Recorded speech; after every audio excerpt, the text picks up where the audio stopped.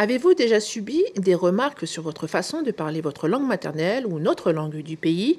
Si oui, vous faites partie de ces nombreuses personnes qui subissent ce que l'on appelle des micro-agressions linguistiques, un phénomène qui peut paraître banal, mais détrompez-vous, vous allez comprendre pourquoi. Bonsoir et bienvenue dans votre émission, ça vous parle.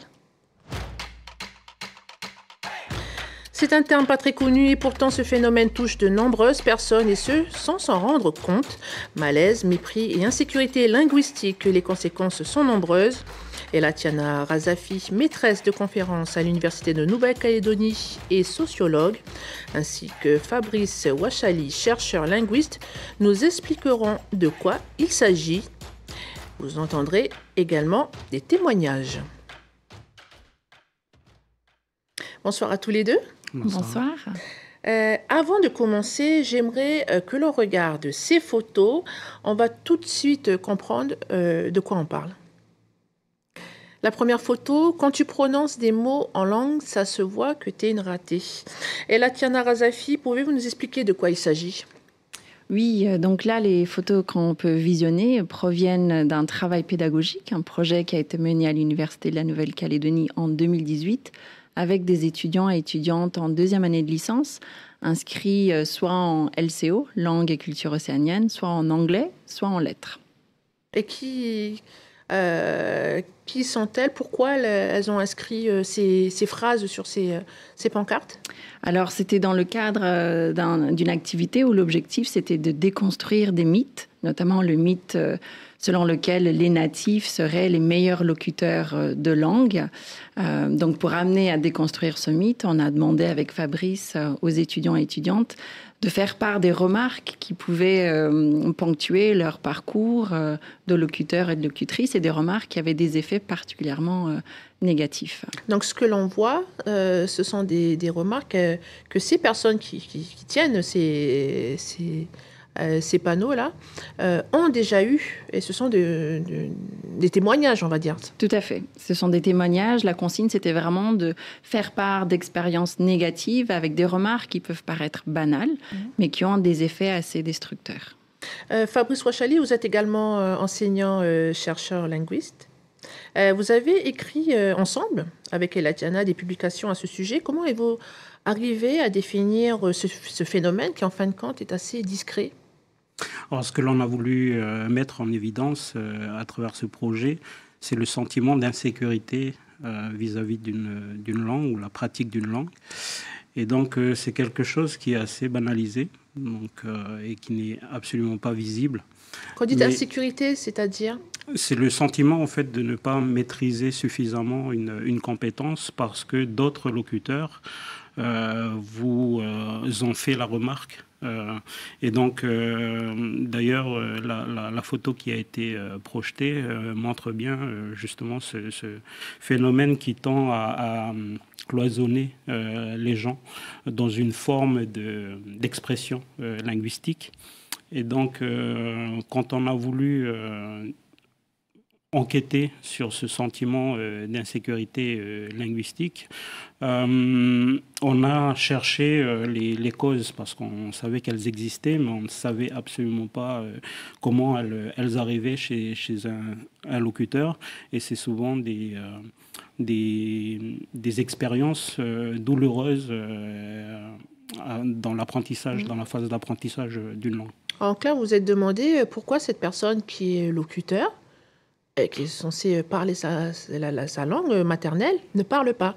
Et c'est vraiment ce côté de l'insécurité linguistique qui vous a interpellé. Alors, on en a parlé et moi, personnellement, c'est quelque chose que je vis. En fait, l'insécurité linguistique que j'ai vécue depuis mon enfance et que je vis toujours à l'heure actuelle.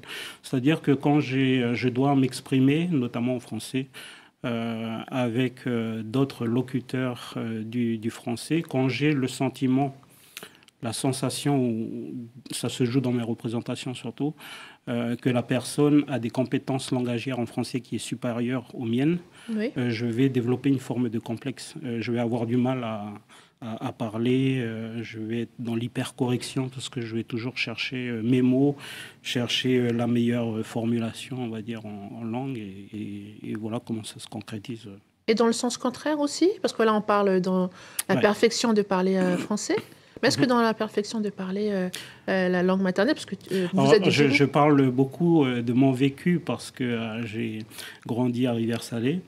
Et donc, en grandissant à Rivière-Salée, on parlait le français kaya, le français du quartier. Et donc, j'étais toujours finalement entre deux eaux, c'est-à-dire que je ne maîtrisais pas assez le français de l'école et je ne maîtrisais pas assez le djehou pour pouvoir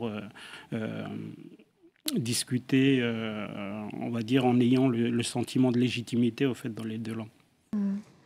Une autre personne a participé à ce projet Accent, qui s'écrit AK-100. Il s'agit de Pablo. Je vous propose de l'écouter. Il s'exprimait dans une vidéo dédiée à ce projet. Écoutez.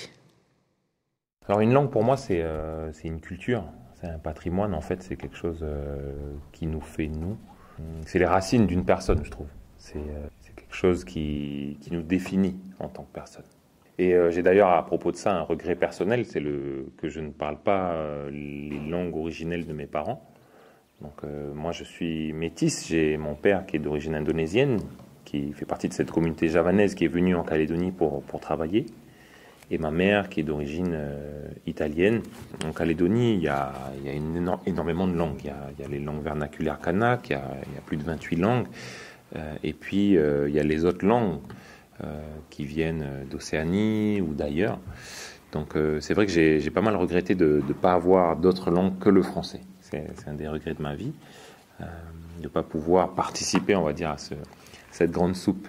Et j'ai aussi bien sûr participé au projet Accent, donc ça c'était un projet vachement intéressant puisque on mettait en scène les micro-agressions linguistiques, donc que moi personnellement j'ai vécu aussi. On me disait mais toi t'es javanais mais tu parles pas javanais, t'as des origines indonésiennes mais tu parles pas. Mais t'es un faux alors, t'es un faux kakan. Et Latiana Razafi, qui peuvent être les auteurs de micro-agressions linguistiques? Alors, nous, de notre travail longitudinal avec Fabrice et Pablo, c'est vrai que la conclusion consiste vraiment à dire que c'est tout le monde. On est à la fois auteur et récepteur de ces remarques, et d'où sans doute le caractère très banal. Quand vous avez dit c'est invisible, c'est assez discret. Oui, parce que les croyances, notamment cette croyance selon laquelle seuls les locuteurs natifs possèdent les vraies règles et maîtrisent, cette croyance-là va créer des insécurités vis-à-vis des personnes qui ne se reconnaissent pas comme natives. Donc, c'est absolument tout le monde qui est à la fois auteur et récepteur de ces remarques. Quels sont les autres cas concrets d'agression linguistique, Fabrice? On en a répertorié quand même beaucoup. En fait, chaque année, quand on évoque le sujet de l'insécurité linguistique et des micro-agressions linguistiques, on en recense quand même beaucoup, que ce soit interlinguistique, et on en a parlé tout à l'heure, c'est-à-dire d'une langue à l'autre, mais intralinguistique même, donc c'est-à-dire des remarques qui sont faites d'un locuteur à un autre locuteur, mais de la même langue. Et qui se disent quoi, par exemple? Mais c'est pas comme ça qu'on dit c'est pas ce comme mot, ça qu'on parle, c'est pas ce mot-là qu'il faut utiliser à tel endroit, etc. Et donc, la personne, elle se sent peut-être agressée. Et c'est vrai que tous les ans, en fait, quand moi j'en parle dans mes cours, j'ai toujours des étudiants qui viennent me voir à la fin de l'heure pour me dire un peu leur vécu et me dire que finalement ils ne parlent plus leur langue à cause de ça. Et à l'école, ça peut être... on peut le voir aussi au sein de l'école? Oui, tout à fait. Je pense que pour beaucoup d'étudiants et étudiantes, c'est lorsqu'ils arrivent à l'université, dans ce type d'espace de réflexion, de partage d'expériences, qu'ils prennent conscience qu'un événement, un micro-événement arrivé pendant la scolarité a été vraiment l'origine d'un complexe ou d'un choix de non-production ou de refus de parler ou d'effacement d'un accent. J'ai eu le cas, parce que ce projet, il a été aussi exporté. J'ai eu l'opportunité de le mener de nouveau à l'université de Toulouse. Et à Toulouse, il y a un étudiant qui a une 40aine d'années qui prend conscience, en faisant ce projet, qu'à l'âge de 9 ans, il a fait le choix de gommer un accent occitan parce qu'on lui faisait trop de remarques, on le faisait répéter pour qu'on puisse se moquer de sa manière de prononcer. Pourquoi ce terme micro-agression linguistique? Il vient d'où Pour les raisons qu'on a évoquées tout à l'heure, c'est finalement très implicite, très banalisé. Et en fait, c'est de là que vient le terme micro, parce que du coup, ça paraît normal. Et en fait, ça ne l'est pas du tout, compte tenu des effets néfastes que ça pouvait entraîner chez les locuteurs. Je vous propose d'écouter ce témoignage. Il s'agit de Louise. Elle nous raconte son histoire. Mon papa qui est de Lifou, ma maman elle est d'Ouvia. Le Ouvia, je le comprends et je le parle. Mais le Lifou, pas du tout, je ne le parle pas. Et vous allez comprendre pourquoi je ne parle pas. L'école du dimanche préparait la Noël. Et moi, j'avais un verset biblique à apprendre. Et lors de la récitation, lors des répétitions, il fallait le réciter. On entendait un accent. Et c'était cet accent-là qui était aussi fort, en fait. En fait, pour eux, il faut avoir un accent de Djehou pour être de Lifou, en fait. Et moi, mon accent était tellement fort que quand je récitais ma partie en Djehou, eh ben, on dirait que je parlais le yaï, quoi. Et j'entendais, on se moquait de moi dans l'église, en fait. Et ben, après, je me suis sentie gênée. Et du coup, après de là, je voulais plus réciter ma partie. Et c'était tellement fort, cette moquerie-là, que ça m'a... En fait, je voulais plus du tout le parler. Mais le comprendre, oui, ça m'empêchait pas de le comprendre. Si on parlait, oui, je peux le comprendre. Mais question de le parler, plus du tout, je veux plus. Elle le dit très bien, et ça s'est passé il y a très longtemps. Tout à l'heure, vous en parlez, une personne d'une 40aine d'années qui a eu qui a subi cette agression linguistique il y a très longtemps. C'est quoi les conséquences de ces remarques sur les victimes? Alors, une partie des conséquences sont réellement négatives. On pourra revenir aussi sur les conséquences plutôt positives, mais la plupart des conséquences sont négatives et c'est pour ça qu'on a fait le choix d'agression. Micro parce que c'est insidieux, agression parce qu'il y a une violence certes symbolique, il n'y a pas de traces sur le corps. Mais il y a 3 effets principaux. Le choix de se taire en situation d'interaction, en conversation, de peur justement d'être pointé du doigt, d'être moqué ou d'être invalidé, d'être nié dans son identité, ce qu'on appelle le mutisme. Deuxième conséquence négative, c'est le choix de ne pas transmettre son accent ou ses langues à ses enfants ou aux personnes qui sont plus jeunes autour de soi. Et la troisième conséquence, c'est réellement la honte d'être soi. Donc, ce sont les mêmes conséquences qu'on observe avec des violences physiques ou psychologiques. On en parlait, j'avais fait une émission sur les langues et on disait qu'il n'y avait pas de problème de nombre de locuteurs. Enfin, en tout cas, il y a des locuteurs, mais le problème, c'est qu'ils ne s'exprimaient pas, qu'ils ne parlaient pas dans la langue. Ça peut être une des raisons pour laquelle on arrive à ce constat aujourd'hui. Louise, on est la parfaite illustration. C'est qu'il y a beaucoup quand même de jeunes qui en arrivent au mutisme, justement parce qu'ils ont reçu par le passé un trauma par rapport à leur expression linguistique et qui se refusent aujourd'hui à parler les langues de manière décomplexée. Vous donnez des cours à l'université, ce que je disais. Louise Bafoué fait donc partie de vos élèves. Écoutez son témoignage. À l'université, j'ai pris une filière qui est langue culture océanienne, qui est LCO, la licence LCO. Et là, je suis en 2e année.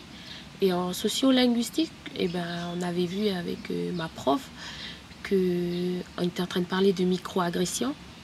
Et quand la prof, elle parlait de ça, en fait, je me voyais vraiment là-dedans. Du coup, ça me parlait beaucoup. Et je me suis dit, mais il faut que voilà, je me remets dedans, en fait. Parce que en fait, pour moi, ça n'arrivait qu'à moi, en fait. Je ne pensais pas que ça arrivait. Ça peut arriver à d'autres personnes. Et quand elle a défilé tout ça au tableau, et je me suis dit, en fait, je ne suis pas toute seule. Il y a d'autres personnes aussi qui subissent ça.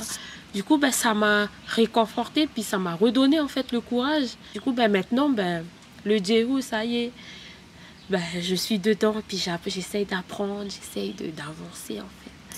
Surtout avec mes enfants. Donc, voilà. On l'a vu tout à l'heure, Pablo, Louise maintenant et bien d'autres se sont reconnus dans ce phénomène de microagression linguistique. C'est quelque chose de finalement répandu. Et Latiana Razafi, la solution, c'est quoi? Plus de bienveillance?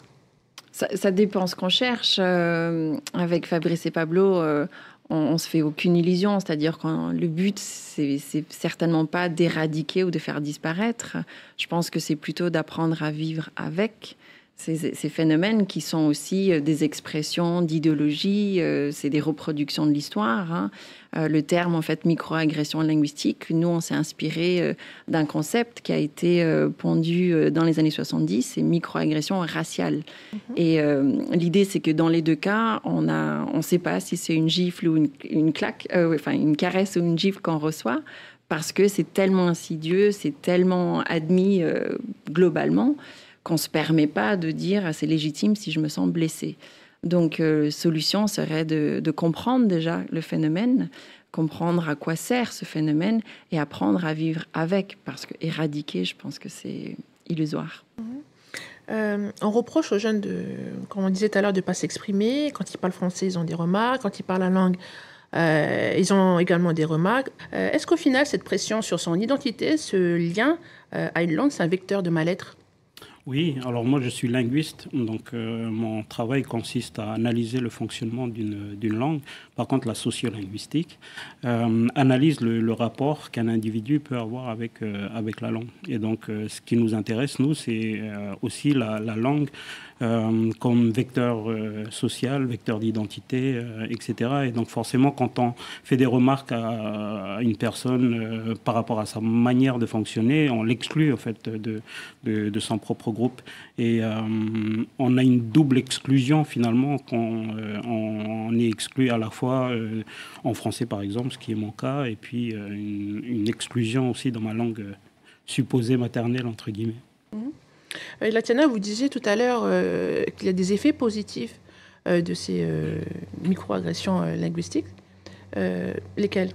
Alors, les effets positifs, ce serait peut-être pas des microagressions linguistiques, mais du traitement, de la manière dont on arrive à les gérer. Quand on comprend que les microagressions linguistiques, comme toute forme de discrimination, sert à l'auteur d'asseoir ou d'essayer d'asseoir un pouvoir ou une forme de domination, on comprend que c'est pas tant soi qui contient des défauts ou qui a des problèmes, mais que l'autre a besoin de marquer une forme de domination. Donc ça permet de mieux les vivre, ça permet aussi de prendre conscience, c'est ce que disait Louise, qu'elle n'est pas toute seule, que le phénomène il est vraiment omniprésent, il est banalisé. Et donc, on assume, on accepte qu'on puisse avoir des différences langagières parce que cette différence, c'est aussi gage d'un patrimoine immatériel et de sa richesse. Donc, être différent dans sa façon de parler, c'est contribuer à la diversité linguistique. Je vous propose de regarder ce dernier témoignage de Louise. Regardez. Maintenant, j'ose parler. Le dire ou maintenant j'ose. En fait, il fallait que j'ai mes enfants, en fait, ceux qui m'ont fait ce déclic. Il fallait que j'ai des enfants pour que je réapprenne cette langue. Mais avec des enfants, je les apprends avec des enfants. La transmission, elle est importante. Parce que sinon, ça va être une langue morte, en fait. Le fait de plus de transmettre cette langue, eh ben, ça va être une langue morte. Et c'est dommage aussi pour eux qu'ils n'aient pas eu cette transmission-là. Peut-être qu'ils auraient voulu d'apprendre cette langue. Mais je vais les transmettre avec le Yahi. Le papa le transmet déjà le Némoné. Du coup, ils ont une richesse vraiment importante, une richesse linguistique. Du coup, je suis très fière, en fait, je suis fière de pouvoir les transmettre ça. Fabrice, tout à l'heure, vous nous parliez de... Vous avez eu le même vécu. Aujourd'hui, est-ce que comme Louise, il y a peut-être une prise de conscience et un changement? Oui, comme disait ma collègue tout à l'heure, on n'arrive pas forcément à éliminer totalement l'insécurité. La preuve, c'est que même aujourd'hui, en tant qu'enseignant, avec un métier de la parole, j'ai toujours cette insécurité, c'est-à-dire ce complexe quand je suis dans certains contextes, certains milieux, etc. Mais par contre, j'ai appris à vivre avec, comme elle le disait, j'ai appris à le gérer, j'ai appris à le dépasser. Dans nos travaux, on a parlé de résilience, notamment, et donc la résilience, c'est un terme très, très utilisé dans la psychologie, parce que quand on a subi un trauma, c'est cette faculté de la personne à se remettre debout et puis de marcher fièrement, comme a pu en témoigner Louise. Est-ce qu'au final, on peut dire que parler avec un accent ou ne pas formuler correctement, c'est pas grave? Oui, c'est pas grave et c'est même signe de bien-être, de complexité. Le fait de ne pas parler avec un accent, ça n'existe pas. Tout le monde a un accent. Simplement, on a des croyances très fortes qui nous font penser qu'il existerait des personnes ou des communautés ou des formes langagières qui seraient neutres. Ça n'existe pas. Une langue neutre, c'est une langue qui n'a pas d'attache identitaire, qui n'a pas d'ancrage social. C'est une langue morte. Tout à l'heure, vous nous parliez, vous avez été à l'université de Toulouse. Ce phénomène-là, c'est pas quelque chose qui est propre à la Nouvelle-Calédonie? Non, il y a des spécificités en Nouvelle-Calédonie, mais effectivement, c'est un phénomène qui existe dès lors où il y a des rencontres entre deux sociétés, deux langues. Et comme le disait Fabrice, à l'intérieur même d'une communauté langagière, il y a des formes de hiérarchisation sociale, de domination, d'inégalité sociale, donc des formes de microagression linguistique. En la Nouvelle-Calédonie, on a quand même une mixité culturelle, mais on peut remarquer, par exemple, que c'est pas quelque chose qui se traduit dans la rue ou dans une salle d'attente de chez un médecin, parce que quand on y va, on parle essentiellement français. Est-ce que c'est aussi quelque chose qui peut, donner cette impression que finalement le français reste une langue au-dessus des autres langues? C'est souvent, elle parlait de hiérarchisation, et donc souvent on met en évidence ou on valorise plus une forme et une langue particulièrement par rapport à d'autres langues. Et donc, pour nous, il faudrait aussi mettre, par exemple, ne serait-ce que sur les panneaux toponymiques, les noms des lieux, par exemple, en langue. Ça permet d'avoir un affichage qui est plus à l'image, finalement, de la pluriculturalité de la Nouvelle-Calédonie. Est-ce que le contexte français, ça favorise pas peut-être cette microagression? C'était peut-être dans ce sens-là ma question. Alors, ce qui peut favoriser les microagressions linguistiques ou plus largement des formes de discrimination sociale, c'est la manière dont l'institution va défendre ou pas une langue, une vision homogène aussi de ce qu'est une langue. Si on institutionnalise, c'est-à-dire que si on enseigne uniquement à l'école une version, une variété de langues, effectivement, on va créer des représentations tout à fait répandues selon lesquelles être un bon citoyen, bien parler, bien faire les choses, c'est parler une variété de langues. Alors que même ici, bien qu'on puisse entendre surtout le français, on entend une diversité de français, quels que soient les quartiers, aussi les générations. Donc c'est cette diversité, je pense, qu'il est important de reconnaître. Après, la place qu'on lui accorde, chaque décideur peut effectuer ses propres choix, mais je pense que ce qui est important, c'est de reconnaître cette diversité. Merci Elatiana Razafi, merci Fabrice Ouachali d'avoir accepté notre invitation. Vous pouvez retrouver cette émission sur caledonia.nc et on se retrouve mercredi prochain. Belle soirée. Merci.